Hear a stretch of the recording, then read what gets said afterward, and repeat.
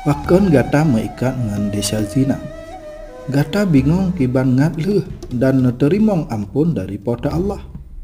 Titip urang pasti yo bila desa-desa yang gata pubuk tamong lam neraka. Ramai urang gecoba mubago usaha untuk ngepelih ro dari desa. Miseji siro urang na desa zina.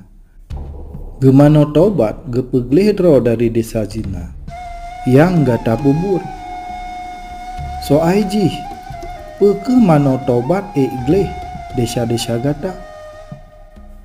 Bakwate gata mano tobat bukan ke ianyan yang pegleh kuto badan gata. Pakiban mungkin ia jip gepegleh hati, akai dan but desa gata. Sesuai ajaran Islam, bahkeh kalih mano tobat dan tobat nasuha, urang mukmin pasti ditimang desa-desa di akhirat. Gata harus tak lewat jembatan sirat. Olehnya gata dihisap dihukum desa-desa gata di neraka. Kiban ngan ajaran Isa Al-Masih tentang gepegleh desa zina. Bak si uros siro urang inong meteme tengah mezina.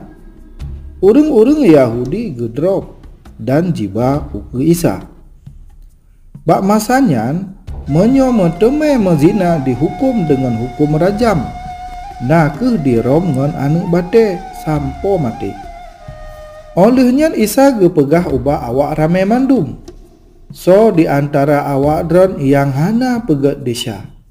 Jut nerom ji lebih dile ngon anu batenya.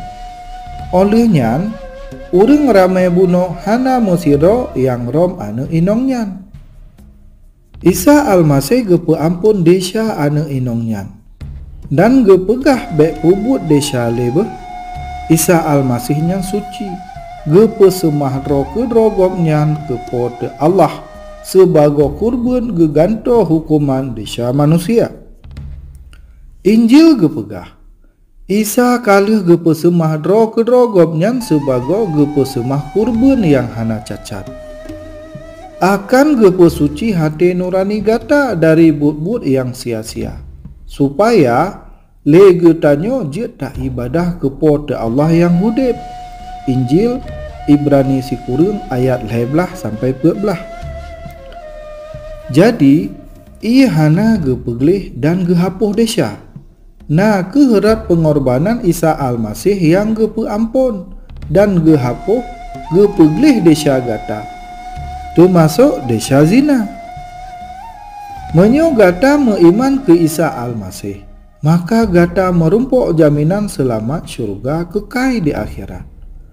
Baca doanya, ya Allah, lun mutaubat, bak saatnya melake dan percaya ke Isa Al-Masih sang juru selamat, gepe suci dan gepe ampun mandum desa lun, termasuk desa zina.